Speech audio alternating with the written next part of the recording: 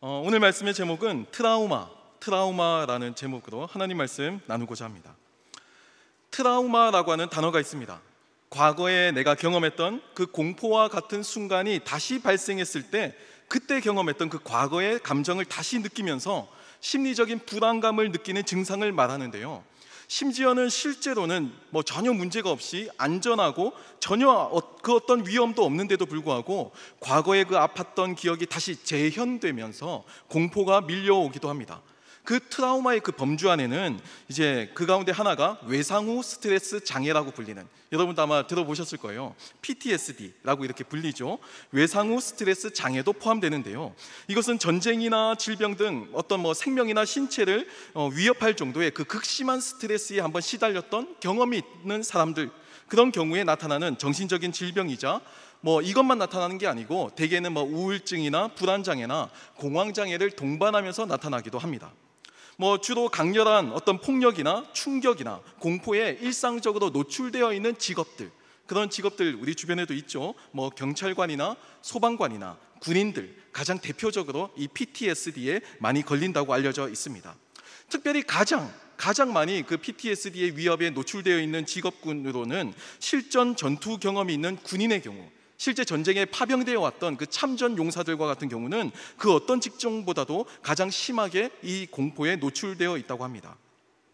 이 외상후 스트레스 장애, 즉 PTSD는 단지 정신건강적 문제만 야기하는 것이 아니고요, 당뇨나 고혈압 등의 물리적인 신체에도 영향을 미친다는 점에서 적절한 전문가의 개입과 치료가 아주 시급하고 중요하다고 알려져 있습니다. 쉽게 말하면 단순하게 이게 인간의 멘탈의 문제가 아니고 피지컬에도 영향을 미친다는 거예요. 우리나라는 각종 트라우마로 넘쳐나는 사회입니다. 6.25 전쟁을 통해서 이데올로기 트라우마가 있죠. 좌우 진영, 지금까지도 지리하게 이어지고 있는 그 좌우 사상적 대립이 지금까지도 우리 사회에 그 흔적으로 남아 있습니다. IMF 충격을 통해서는 경제 한파의 트라우마도 있어요. 내가 언제 이 직장을 잃을지도 모른다라고 하는 그 공포감, 그 위기감이 온 사회 가운데 팽배하게 감돌고 있다는 겁니다. 그 외에도 각종 산업재해나 안전불감증으로 인한 참사 등도 이 사회에 여러 가지 트라우마를 남겼습니다. 제가 특정 지역 이름을 이제 거론하지는 않겠습니다. 여러분들도 다 아시겠지만 불과 몇 달 전에, 얼마 전만 해도 이 서울의 모 지역에서 말로 표현할 수 없을 만큼 소중한 그 젊은 생명들이 참사였죠. 목숨을 잃기도 했어요.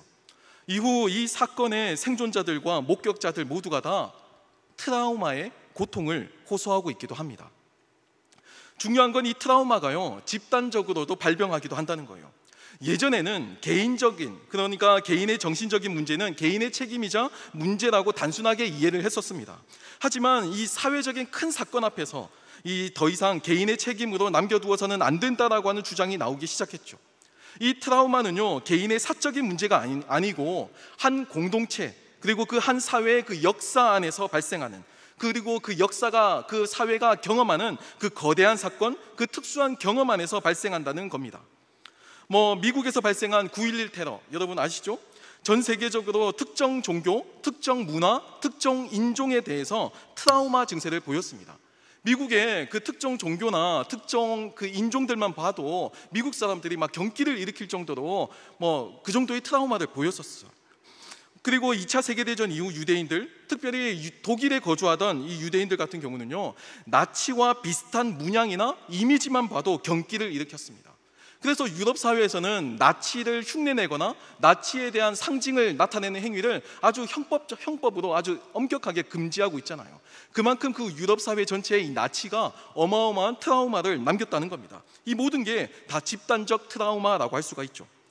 안타깝게도요, 우리 사회 안의 트라우마는 청년들의 삶을 전반적으로 불행하게 만들었습니다. 앞서 제가 이야기했던 이 참사의 피해자는요, 안타깝지만 대부분 젊은 청년들이었기 때문입니다. 제가 이렇게 말씀을 드리면서 사회적 불평등을 조장하거나 그런 의도 절대 아니에요. 그게 아니고 객관적인 지표가 그렇다는 거예요.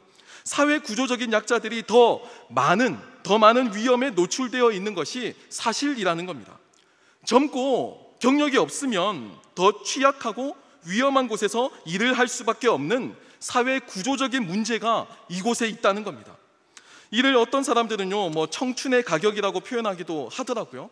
뭐 젊을 때만 누릴 수 있는 가격이다, 뭐 비싼 가격을 내고 내가 경험을 배운다, 뭐 이렇게 말씀을 하시더라고요. 저도 그 말을 듣고 그 말의 어떤 선한 의도와 이제 진위는 알겠지만 그럼에도 저는 동의가 되지 않았습니다. 왜냐하면 내 청춘의 가격을 왜 남이 매기냐고요. 그렇죠? 내가 젊어서 내 청춘을 누리고 있는데 그 가격을 왜 사회가 일방적으로 비싸게 가격을 매기고 당연히 희생해야 되고 당연히 봉사해야 되고 당연히 양보해야 되는 것을 마치 당연한 듯이 강요하냐는 겁니다. 청춘을 그렇게 비용으로서 환산하는 것은 당사자의 입장에서 그렇게 달가워 보이지 않습니다. 뭐 뿐만 아니라 불투명한 미래에 대한 공포도 있죠. 나름대로 최선을 다했지만 현실에서 마주하는 그 장벽을 통해서 청년들은 사회에 대한 원망이 생겨나게 됩니다. 내가 그동안 열심히 살았는데 그에 합당한 보상을 어느 정도는 기대할 수 있는 사회인 줄 알았는데 내가 했던 이 노력이, 내가 했던 이 여러 가지 준비가 다 그냥 허투루 돌아갈 수도 있다는 이 위기감, 이 공포가 우리 사회 전반을 휩쓸면서 청년들의 삶의 질을 전반적으로 큰 폭으로 하락시켰다라는 거예요. 이런 상황이 되면 당연히 결혼이나 출산 등은 더 어려워질 수밖에 없습니다. 나 혼자도 건사하기 힘든데 어떻게 결혼을 생각하고 어떻게 자녀를 낳을 그런 꿈을 꿀 수 있을까요? 흥미로운 것은요, 이 성경 안에서도 이 트라우마가 나타난다는 겁니다. 애굽 왕에게 아브라함이 자신의 아내를 이제 누이라고 말하는 모습이나 이스마엘이 이삭을 놀리는 장면이나 심지어 다윗이 범죄하는 그 장면 안에서도 그 속에 숨겨져 있는 트라우마를 읽어내기도 합니다. 자신의 아내가 미인이라고 하는 거, 이거 엄청나게 큰 행복함이잖아요. 엄청 큰 기쁨이고 축복이잖아요. 제가 그렇듯이 그럴 겁니다. 안 웃으시네요. 네. 2주밖에 안 됐으니까 네, 제가 원래 이래요. 네, 잘 감안하시고 들어주시면 좋을 것 같아요. 평상시는 굉장히 좋은 일이긴 하지만요, 고대 근동사회에서 그 당시 최고 권력자 앞에서 아내가 미인이라고 하는 사실은요, 내 목숨이 위협당하는 아주 큰 리스크입니다. 아주 큰 공포예요. 어마어마한 트라우마가 있는 겁니다. 그러니까 굳이 아내를 그 왕 앞에서 내 누이라고 소개할 수밖에 없는 거예요. 뿐만 아니라 뭐 이스마엘이 이삭을 놀리는 장면도요, 뭐 치기 어린 아이들의 장난 정도로 여길 수 있겠지만 가문의 대를 이을 후계자를 염두에 두고 있는 그 가문의 어른들, 그들의 입장에서 보면 가문과 지역의 전통을 허물 수 있는 위험한 일로 해석이 되었을 겁니다. 순양의 그룹에 그 재벌, 그 2세의 그룹에 후계자 구도를 놓고 있는데 다른 사람이 조금이라도 위협되는 모습만 보면 그 재벌 2세들이 다 막 갈등을 일으키잖아요. 그만큼 위협이 되는 거예요. 그러니까 트라우마가 그 가운데서도 생겨난다는 겁니다. 뭐 다윗이 밧세바를 범죄하는 장면과 이것을 은폐하려는 모습은요, 전형적으로 죄를 지은 인간이 행하는 그 패턴, 그 전부를 다 담고 있을 정도로 굉장히 인간의 적나라한 모습을 이 성경은 담고 있습니다. 성경도 인간들의 삶을 그리고 있잖아요. 성경이 하나님의 말씀이시지만 그 말씀은 우리들의 삶을 표현하고 있습니다. 어찌 보면 이 트라우마는요, 우리가 살면서 피할 수 없는 일종의 DNA라고 할 수 있을 것 같습니다. 그냥 우리가 사는 것 자체가 일종의 트라우마를 만들어내고 트라우마를 경험해내는 것, 바로 그것이라고 표현할 수 있을 것 같아요. 삶 자체가 트라우마의 연속인 셈입니다. 심지어 이 성경 자체를 집단적 트라우마의 관점으로 보는 학자도 있어요. 데이빗 카라고 하는 학자가 있는데 이 학자가 그렇게 말을 했거든요. 구약 성경 자체가 이스라엘이 경험했던 그 집단적 트라우마의 결과물이라고 해석해내기도 했습니다. 뭐 이스라엘이 멸망하고 바벨론의 포로로 끌려간 그 사건, 그때의 그 충격과 그때의 그 공포가 이스라엘 사람들의 그 의식 속에 남아서 그 트라우마가 구약 성경을 통해서 나타나게 되었다는 겁니다. 생각해 보세요. 멀쩡했던 한 국가가, 한때는 강성했던 그 국가가 하루아침에 멸망했습니다. 왕족이나 귀족이나 엘리트층, 이 모두가 다 점령국에 끌려가서 노예가 되었어요. 이스라엘 현지에는요, 힘없는 사람들, 성경에는 이제 아마아레츠라고 불리는 노인들, 아이들, 여성들만 남게 되었습니다. 제가 뭐 이 성차별을 조장하는 게 아니고 그 당시 고대 근동 사회에서 노인이나 여성이나 아이들은요, 전혀 할 수 있는 기반이 없는 그야말로 사회적 약자였어요. 사회가 보장해줘야 되는, 사회가 도와줘야 되는 사회보장제도의 그 직접적인 수혜자들이었음에도 불구하고 그들이 그냥 그곳에 남겨진 것은 혜택이 아니고 버려진 겁니다. 그 땅을 그냥 버리고 간 거예요. 그만큼 이 이스라엘 사회가 엄청난 그 집단적 트라우마를 겪었다라는 겁니다. 이 비참한 상황에 대한 해석을 통해서 하나님의 도움을 구하는 그 내용이 구약 성경 안에 나타나게 된다는 거예요. 앞서 송구영신 예배 때에도 우리 담임 목사님께서 이제 광야 생활을 하는 이스라엘 백성들이 소망에서 실망으로 또 실망에서 원망이 되는 그 과정에서 책임 여지를 묻는 모습이 나타났다라고 이제 말씀을 선포해 주셨는데요. 마찬가지예요. 이스라엘 백성들도요, 그 강성했던 나라가, 그 다윗 왕조의 그 훌륭한 그 문화, 그 영광에 취해 있던 그 민족이 하루아침에 멸망당하자 이 비참한 상황에 대한 해석 때문에, 그 책임 여지 때문에 율법에 더 집착하게 되고 그 비극에 대한 책임을 벗어나기 위해서 더 율법에 매달리게 됐다는 겁니다. 율법을 지켜야지만 나라가 다시금 또 그 아픔을 겪지 않게 될 거라고 믿었던 거예요. 그게 근대 사회 이후에 등장했던 시오니즘이라고 하는 하나의 사상입니다. 유대인들이 국가를 태동시켰던 하나의 흐름이었죠. 신약 성경도 마찬가지인데요. 예수 그리스도의 십자가 사건이 대표적입니다. 상상해 보세요. 제자들이 예수님을 왜 따랐을까요? 예수님의 사상과 예수님의 가르침에 뭔가 혹할 만한 것이 있었을까요? 그렇죠. 무엇이 그 제자들을 혹하게 만들었을까요? 메시아 대망 사상입니다. 로마 제국의 압제에서 해방시켜줄 그 정치적인 메시아로서 예수님을 믿고 따랐던 거예요. 사복음서에 그런 증거가 허다하게 나타납니다. 이스라엘이 망하고 포로가 되어서 끌려나가는 그 비극적인 상황 이후에 이스라엘은요, 단 한 번도 제대로 된 독립국가를 이룬 적이 없습니다. 간헐적으로 무력 투쟁이 있긴 했었어요. 마카비 항쟁을 통해서 수십 년간 정권을 한번 찾아온 적은 있었지만 다시 짓밟혔죠. 한 번도 그 주권을 온전하게 구현해낸 적이 없습니다. 그러다 보니까 예수님을 따르면서 그 제자들은 그 열망 속에서 다시금 우리나라가 독립할 수 있을 거라는 그 엄청난 열망 속에서 예수님을 왕으로 모시고자 예수님을 따랐던 거예요. 예수님을 따르며 제자들은 드디어 이스라엘이 로마의 지배에서 벗어나서 독립할 수 있을 거라 생각했습니다. 그 열망이, 그 갈망이 이제 드디어 상상이 아니고 현실이 될 수 있을 거라 믿었죠. 그 기대감이 사복음서에 가득합니다. 제자들이 그 기대감을 가지고 예수님을 끝까지 쫓아다녀요. 제자들의 그 기대감, 제자들의 그 엄청난 열망감, 하지만 그 열망과 기대가 처참하게 무너진 사건이 바로 예수 그리스도의 십자가 사건이었어요. 제자들의 입장에서는 그 당시에 전혀 이해할 수 없는 사건이었고 전혀 이해하고 싶지도 않은 그런 사건이었습니다. 그리고 이 사건에 대한 해석이 바로 신약 성경이라고 하는 거죠. 흥미롭죠? 이런저런 주장 모두가 다 일리 있는 가설이라고 할 수 있습니다. 그럼에도 신구약 성경이 정확무오한 살아계신 하나님의 말씀이라는 사실에는 변함이 없죠. 중요한 것은 이 성경이 긍정적인 기록만을 담고 있는 것이 아니고 인간의 고통스러운 현실, 인간의 그 고통스러운 실제를 부정하지 않고 성경이 이것을 담아내고 소화해냈다라는 겁니다. 충분히 좋은 말만 할 수 있잖아요. 네?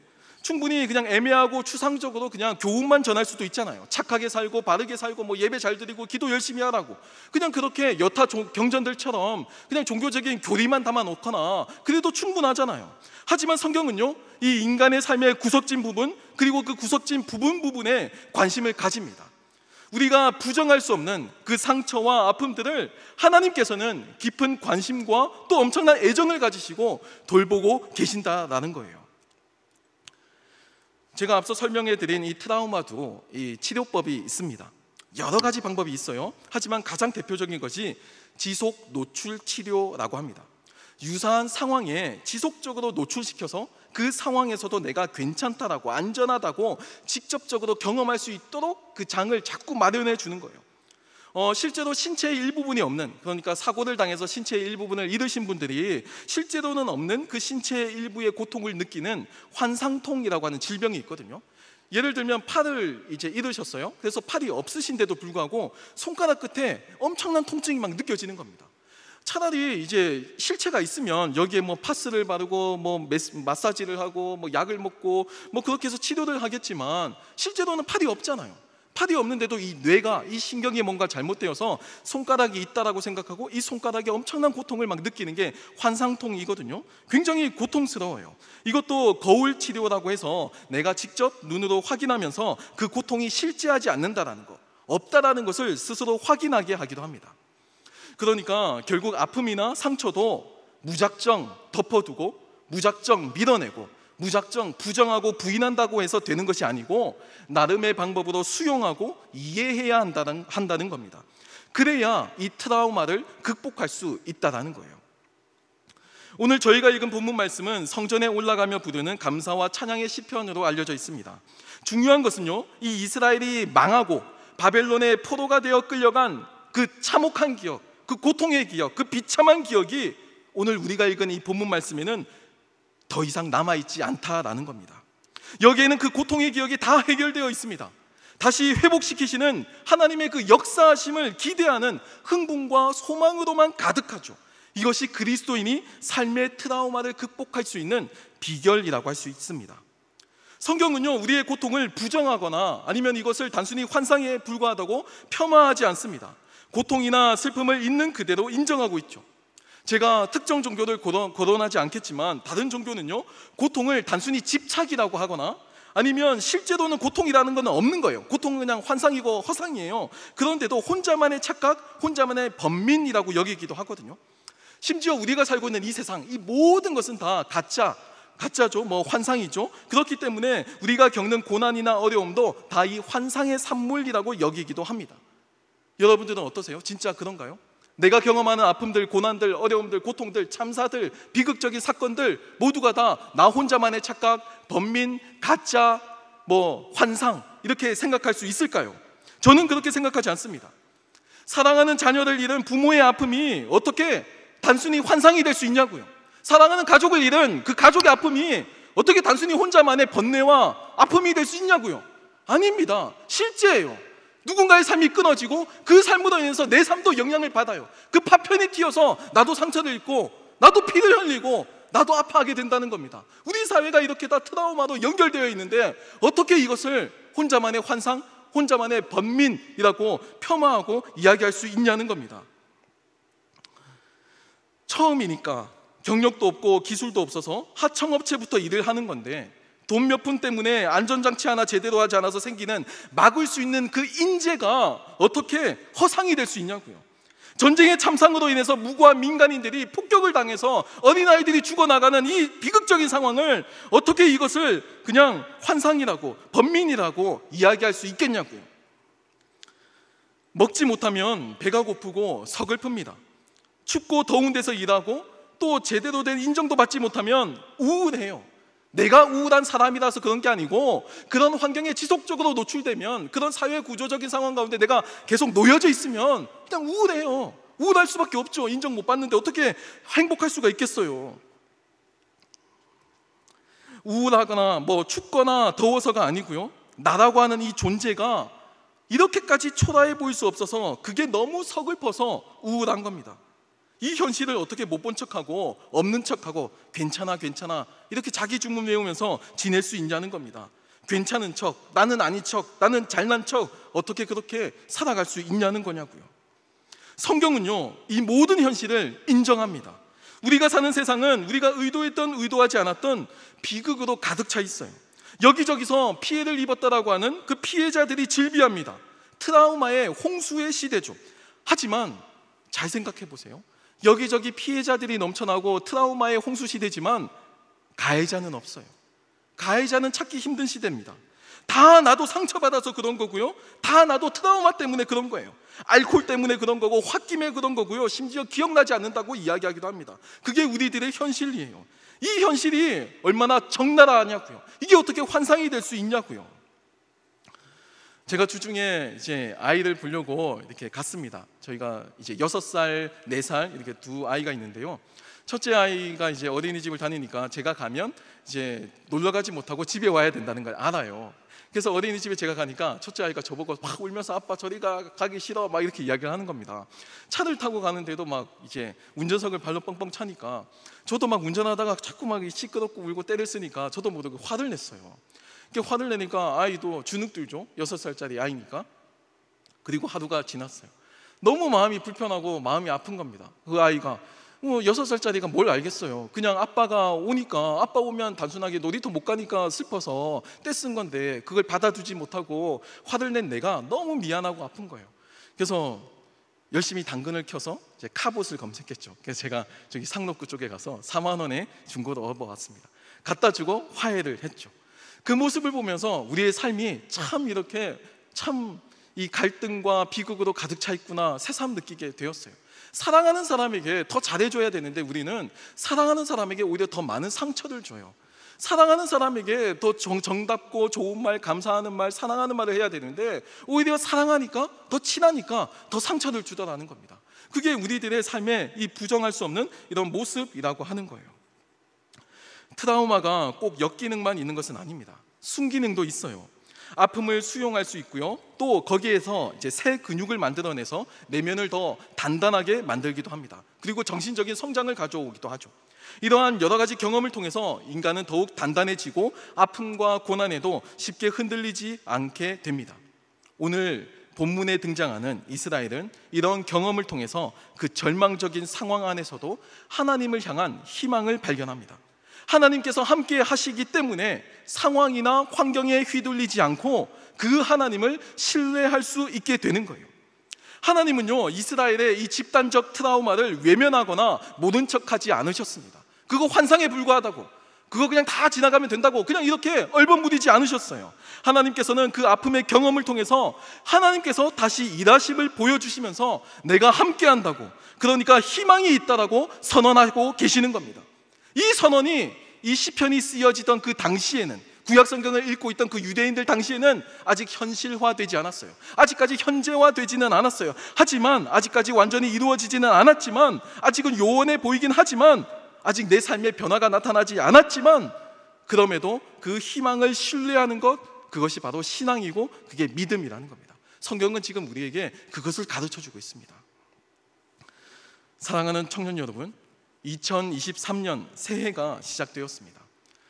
새해 어떤 각오를 가지고 새해를 맞으셨나요? 희망과 기대로 부풀어야 할 우리의 젊음이 불안과 우울과 근심으로 시작한다면 우리는 이것을 떨쳐내야 합니다.